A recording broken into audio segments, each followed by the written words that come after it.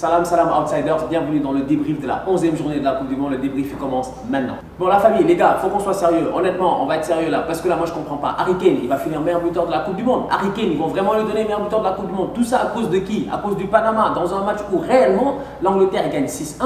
On va être sérieux, ils ont été énormes. Ils ont été énormes de A à Z. Mais de l'autre côté, les Panaméens, ils sont nuls. Ils n'ont pas le niveau. Ils n'ont pas du tout le niveau. Ils sont venus à cette Coupe du Monde-ci comme des vacanciers. La preuve, quand ils marquent leur but du 6-1, leur coach il est tout heureux. Il est en train d'applaudir, de sourire, tu vois les gens dans les tribunes, etc. Aujourd'hui, on a vu un match à sens unique. Les Anglais en ont profité. Harry Kane, il te marque 2 pénaltys. Il est là à 5 buts. En ce moment, il est devant Cristiano Ronaldo et Lukaku. Le prochain match, c'est face à la Belgique pour la première passe. Ça va être compliqué. Point positif pour la sélection anglaise en ce moment dans ce mondial-ci, c'est les coups de pied arrêtés. Ils sont énormes sur les coups de pied arrêtés. La preuve, le but de John Stones, ça vient dessus. Corner, coup franc et tout, ils sont dangereux, ils sont grands, ils sont percutants. Aujourd'hui, on l'a vu. Encore une fois, je dis ces Anglais-là, pour moi, ils ne me font pas peur parce que battre la Tunisie, battre le Panama, que ce soit l'Angleterre ou la Belgique, ils étaient dans un groupe abordable, dans un groupe où les deux devaient sortir.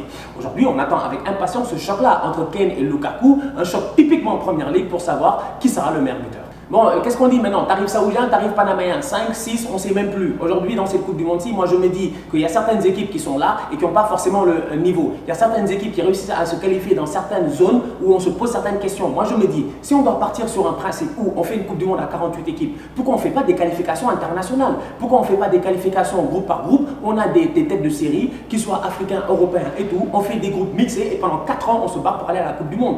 Parce qu'en ce moment, ce qui se passe, c'est qu'il y a des équipes qui sont là, qui ne sont pas forcément méritantes. Et ça se voit sur des scores fleuves où derrière ça fausse toutes les statistiques. Si tu regardes bien, Miroslav Klose, il est meilleur buteur de la Coupe du Monde. Pourquoi? Parce que lors du 8-0 là en 2002, il avait mis 4-5 buts. C'est la même chose aujourd'hui avec Harry Kane. C'est des anomalies qu'il faut arrêter. Deuxième match de la journée entre le Sénégal et le Japon. Bon les gars, les Ngaïndé là, mais qu'est-ce que vous avez fait? Qu'est-ce que vous avez fait? On a mené 2 fois au score.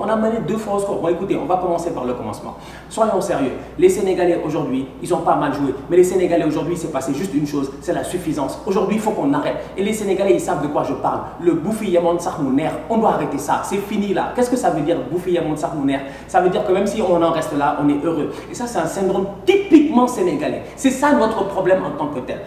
Il y a un syndrome de suffisance. On ne veut pas aller plus loin. On n'a pas cet esprit de tueur là. Les Japonais aujourd'hui, quand on les mène 2-1, vous avez vu la motivation qu'ils avaient? Ils n'ont pas lâché. Ils ont joué comme si c'était 1-1. Aujourd'hui, moi, je me dis que derrière tout ça, si on a cette motivation-là, si on a ce sérieux-là pendant 90 minutes, on peut gagner des matchs de Coupe du Monde. Mais ça se joue à rien. C'est difficile d'aller en compétition internationale quand ton gardien, c'est un gardien de Navetan. Vous-même, vous savez de quoi je parle. Quand je parle de Navetan, je parle de championnats locaux. Notre gardien, il joue à Oroya en Guinée. Je vous l'ai dit lors du premier débrief. Les frappes de Lewandowski, de Falcao, là, il ne les a jamais vues dans sa vie. Aujourd'hui, on l'a vu, il fait une sortie mais totalement hasardeuse. Pourquoi tu sors, Khadim? Pourquoi tu sors? Salif Sané est là. Salif Sané fait une tête. Salif Sané est plus grand que l'attaquant japonais, mais ne sort pas. Reste dans tes buts, attends que le ballon arrive. Mais il fait une sortie hasardeuse, totalement hasardeuse. Il tombe, cafouillage, les Sénégalais sont perdus, on prend un but. On aurait dû gagner ce match-là. On aurait dû assurer la qualification. Maintenant, notre destin n'est presque même plus entre nos mains. Excellent match de Salif Sané et de Moussa Wagué. Moussa Wagué, je l'ai déjà dit, il a 19 ans. Je vous l'ai dit dans le dernier débrief du Sénégal, il a 19 ans.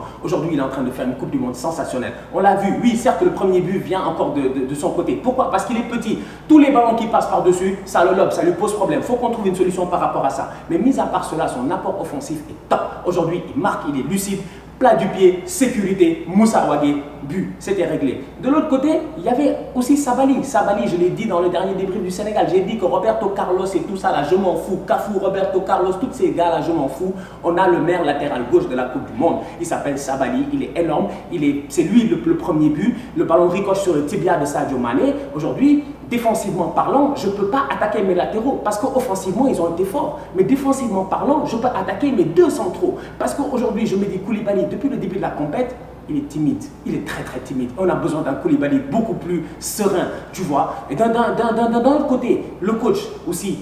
Aujourd'hui, Aliou Cissé, c'est quoi ces changements? Chernoy, c'est quoi? Si Chernoy, sincèrement, moi je sais pas, si Chernoy fait de la sorcellerie ou un truc comme ça pour être la titulaire à chaque fois, il n'a qu'à nous dire. Chernoy ne doit même pas être dans les 23. Aujourd'hui, quand on le voit comme ça rentrer dans un match face à des Japonais qui nous ont bouffé au milieu de terrain, ils étaient beaucoup plus mobiles que nous. On avait besoin de mobilité, de vitesse, de percussion à un moment donné. Faire rentrer Chernoy, c'est une perte de temps. Aujourd'hui, on l'a vu. La seule chose qu'il a récupéré, c'est un carton jaune. Moi, je me pose des questions. Il y a des choix qui sont faits qui ne te devait pas être fait. Aujourd'hui, Aliou Cissé, tactiquement, en deuxième mi-temps, il a raté son match. Sadio Mané doit rentrer dans sa compétition à un moment donné. Le problème, c'est que la compétition, elle est presque terminée. Donc, du coup, Sadio, il faut que tu nous dises. Là, on attend un grand match face à la Colombie. Parce que derrière, aujourd'hui, les Sénégalais, je dis, on fait 2. On marque 2 buts, mais c'était presque prévisible. Le premier match face à la Pologne, on a marqué 2 buts sur un tir cadré. Derrière, je vous l'ai dit, le problème du Sénégal, il est simple. C'est le même problème que toutes les équipes africaines. C'est qu'on n'a pas de neuf, on n'a pas d'attaquant. Donc derrière, on veut jouer en contre, mais on n'a pas de finisseur. On l'a vu aujourd'hui. On l'a simplement vu aujourd'hui. Les 2 buts du Sénégal viennent des latéraux. C'est la défense qui travaille. Donc moi, je me dis, il manque, je suis nostalgique de ce temps-là où il y avait les Eto'o, les Asamoah Gyan, les Drogba, tous ces grands attaquants africains-là qui savaient planter. Il nous manque cela, on l'a vu aujourd'hui. Sadio Mané, à un moment donné, gère-toi, réveille-toi. On a besoin de ce leadership-là parce que le dernier match face à la Colombie, il est capital. Donc, coach Cissé, Omar Daf et puis tous les gars sur le banc, à un moment donné, Maignan, à la 82e, quand vous voyez que le mec, il ne peut plus mettre un pied devant l'autre et que tu vois que le mec, ça fait 12 minutes qu'il ne court plus. Pourquoi tu ne le sors pas? Les Japonais aujourd'hui, il faut leur donner quand même. Parce qu'à un moment donné, les Japonais, moi je suis allé faire quelques recherches et je me suis dit, mais attends, les samouraïs en fait, c'est quoi? Et je me suis rendu compte que les samouraïs, ils ont gouverné le Japon féodal pendant 700 ans. Si ça, c'est pas de l'endurance, il faut le dire. Aujourd'hui, c'est dans le mental que ça s'est gagné. Les Japonais, ils étaient menés 2-1, ils sont revenus 2 fois au score. Pour moi, c'est un signe d'un fort mental dans un match de foot. C'est pas facile de toujours revenir au score. Aujourd'hui, ils l'ont fait. Si on les avait laissés, ils auraient même pu faire un hold-up. À un moment donné aussi, je me dis, les Sénégalais, on s'est peut-être vu trop beau, trop tôt. C'est-à-dire qu'on est venu, on a géré un barbecue, une petite saucisse polonaise, on s'est dit qu'on va venir et on va dégommer les sushis. Finalement, ça s'est passé sur un match nul. Les Japonais, ils ont de la chance, ils jouent face à la Pologne qui a perdu là face à la Colombie et nous, on est obligé de prendre les Colombiens qui sont en pleine confiance. Colombie-Pologne, 3e match de la journée. Alors là, c'était une balade, c'était totalement une balade. Les Polonais, ils n'ont rien vu. Ils sont venus dans un système à 5 défenseurs et même malgré ça, ça n'a pas empêché les Cuadrado, etc., les Quintero et tout là, de déborder sur les ailes. Et moi, ça m'a fait peur parce que je regardais le match et je m'en foutais du match. Les Polonais ne m'intéressent pas, c'est les Sénégalais qui m'intéressent. Je pensais à l'équipe nationale du Sénégal et je me suis dit, waouh, on est mort, on est foutu. Les Polonais, les Colombiens là, ils vont nous tuer sur les côtés. Nous, non latéraux là, déjà que les ballons par-dessus, ça passe. Si vraiment dans la vitesse, ils doivent percer, ça risque d'être compliqué. On avait notre moyen d'avoir notre destin en main, on l'a perdu. Maintenant, on va jouer face à la Colombie, ça va être difficile. Vous avez vu le match de Falcao aujourd'hui, vous avez vu les appels de Falcao aujourd'hui, vous avez vu l'effort physique de Falcao aujourd'hui. Quand même, James, j'en parle même pas. Ballon au pied, aujourd'hui, il a été sensationnel. Je dis bien, il a été sensationnel. Il a tout fait aujourd'hui, James. C'était littéralement le leader technique de cette équipe. C'était le leader émotionnel de cette équipe. Il est là avec des vamos à gauche, des vamos à droite. Je me dis aujourd'hui, James, je vous l'avais dit, il est au top de sa forme. Il a atteint la maturité qu'il faut pour aller porter son équipe nationale. Falcao, c'est la même chose. Derrière, il y avait Yerry Mina. La combinaison sur le premier but Colombien, c'est juste parfait. Qu'est-ce que vous voulez de plus? Ces Colombiens-là, ils ont perdu. Mais c'était une erreur, c'était une anomalie de perdre face au Japon. Pourquoi ils perdent face au Japon? À cause du carton rouge de Carlos Sanchez à la 4e minute. Si ce n'est ça, ils battent les Japonais. Donc moi, je me dis, les Sénégalais sont dans une situation extrêmement compliquée. Parce que là, il faut aller battre les Colombiens. Parce que les Colombiens, ils ont 3 points. Le match nul ne les arrange même pas. Ils vont venir pour nous battre.